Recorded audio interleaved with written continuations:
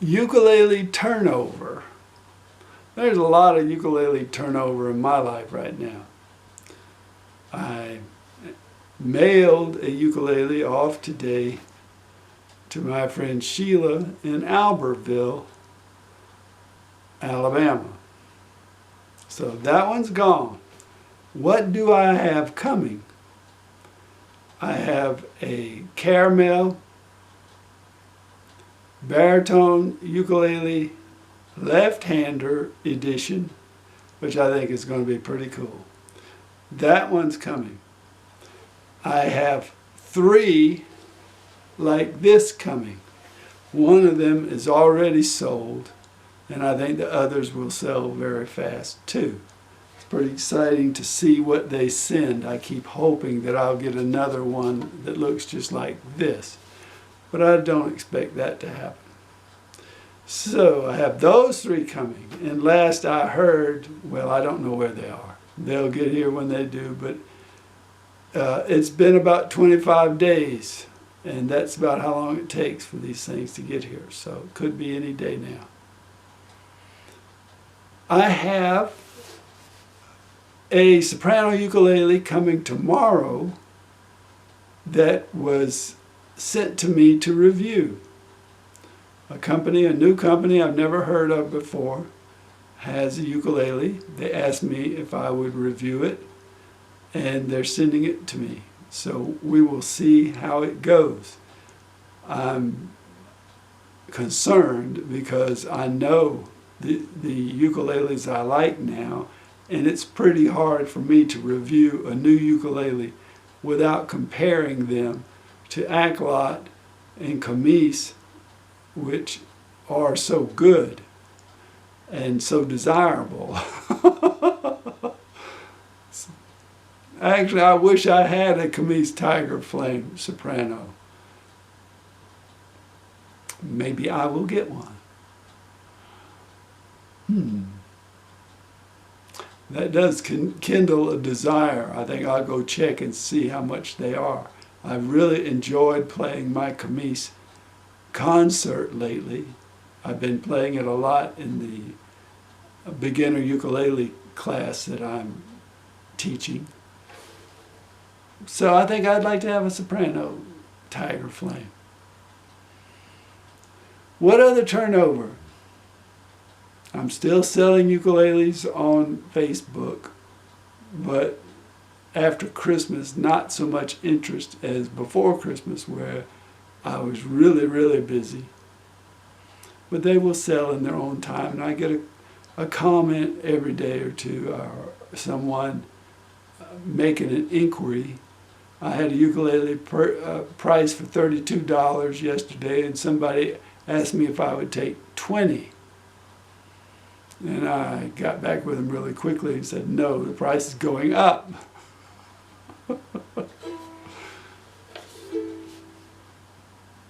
So that's ukulele turnover. It's fun to have different ones, see them coming and going, and it's fun to sell them to people and have them come over and see the excitement in their face when they're getting their new ukulele. That is special to me, and that's why I'm doing it. I am buying ukuleles and selling them basically for the same price that I purchased them for. Sometimes I make $5, and sometimes I will lose $5 or more. So it's no big deal. It's just sharing ukuleles with the community, talking to people, and just having fun.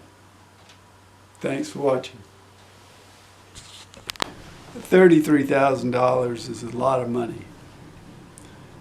What it would have amounted to, the way that we had it planned, was I would take out $16,000 out of my savings account, and then we would finance $16,000 at about $350 to $375 a month for 48 months. Paying the $16,000 out of my savings account was not going to be fun. because I'm proud to have my savings account at a certain level. And these days, being retired, it's not quite so easy to replace money. So that wasn't going to be cool. And to think that we would have to pay $350 or $400 a month note for 4 years, that wasn't so cool. What we would get would be a brand new car that we could enjoy. And Ginger would be able to drive from northeast Alabama to Mississippi just about any time she wanted to. But basically she only goes 3 or 4 times a year at most. We were going to buy a new car. We found the one we wanted. It's not quite as big and as powerful as the ones that we have already. We have 2 Mazda minivans, 2006 models, 14 years old, both in perfect running condition and doing very well. They both have in the neighborhood of 150,000 miles on them. We don't travel too much anymore, except for Ginger going home. But she wanted a new car. And so I went down with her to the car dealership. She met a nice salesperson. We got along very well. He showed us the van. She liked it a lot, and I was accepting with it. It was, it was nice. But in my mind, I'm keeping thinking, we got a great car in the garage that I'm going to have to sell to make room for this one. We've already got 2 good vans. We just don't have vans that she's comfortable with driving back and forth to Mississippi. Her car broke down once, had trouble, and since then she's determined she needs a new car.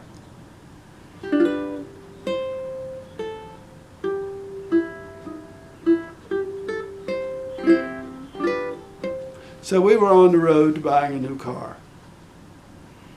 And I was shopping, looking for this one, looking for that one, trying to figure out how I can get a new Mazda for $20,000 when they don't make them for that.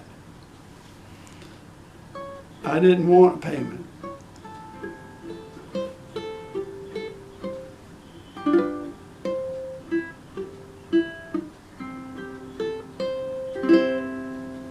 I don't know about you, but when I'm in the process of making decisions like this, everything falls by the wayside and I give my full attention to this one problem.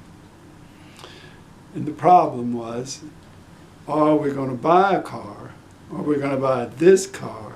Are we going to be happy making the payments or paying for the car, or should we just pay it all in cash?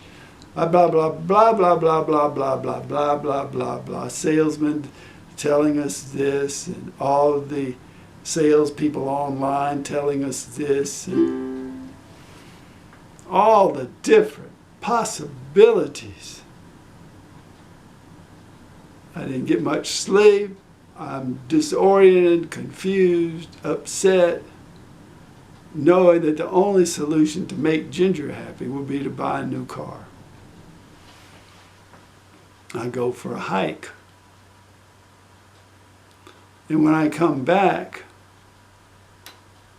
I have 2 solutions to our problem. One, find a used car, a couple of years old, that has 6-cylinder, because the car that we were going to buy only has a 4-cylinder motor. It's not even as powerful as the one that we own that's 14 years old. We could buy a 2-year-old car, get it for about $20,000, pay it off, we won't have any notes. That's a solution. But the second solution I had was, why don't we just rent a car? Why don't we just rent a new car every time Ginger wants to go home. If she's going home 4 times a year, how much is that going to cost? It's going to cost us $350 or $375 a month for 4 years to buy the car. Maybe it wouldn't cost any more than $375 to rent one. When I came home and checked the rental costs, see, all of this came about because I also remembered renting a huge moving van. And I was amazed at the low cost of renting a moving van and U-Haul trailer. In fact, we rented 2, one that pulled another. And we got these for very little money. I mean, considering it was $500 or less. I don't even know what it was, but it was very little money, considering huge equipment. So how much would the cars cost? I came home, checked the rates for Enterprise, which has a location in Gadsden. She can rent a car for a week, drive it to Mississippi, come back, pay for gas, $250, and she's done. You can rent a car, unlimited mileage, for $250 a month. You can rent one for less than that if you want a small, compact car. More, if you want a bigger car, you can pay $300, $350, or whatever you want. But, wow, I don't think I have ever had such a satisfactory answer to a question. What to do? Rent the car. Keep the ones you love. They will drive you around town. They will drive you 100 miles in any direction. You feel very good about that. But when you want to go on a long trip, 3 or 4 times a year, rent a car. Rent one you don't have to worry about. Rent one that is exactly perfect for whatever event you have. If you're going on vacation, rent a car. If you're going home to see somebody, rent a car. If it's a long trip and you don't feel completely comfortable with your car, rent a car. Why buy a new car? A new car is so much hassle, problem, worry. Everybody needs a car that they think will get them to their work and back or get them around town. But you don't need a brand new car to drive you to San Francisco and back every week if you're not going there.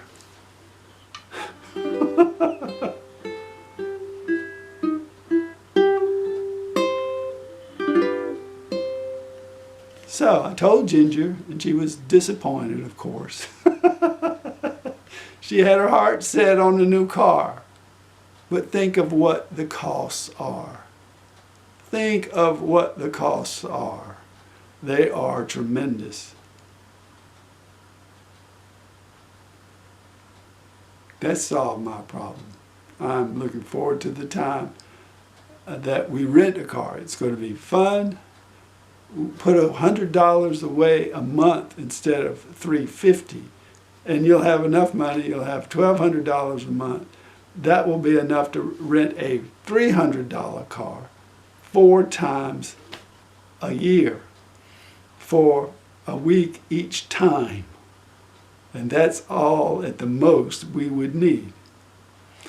And it would be no pain, no worry, no fuss, no how to sell my beloved car, no extreme taxes every year. We pay about $30 a year for tax on our old cars. Of course, nobody knows how good they are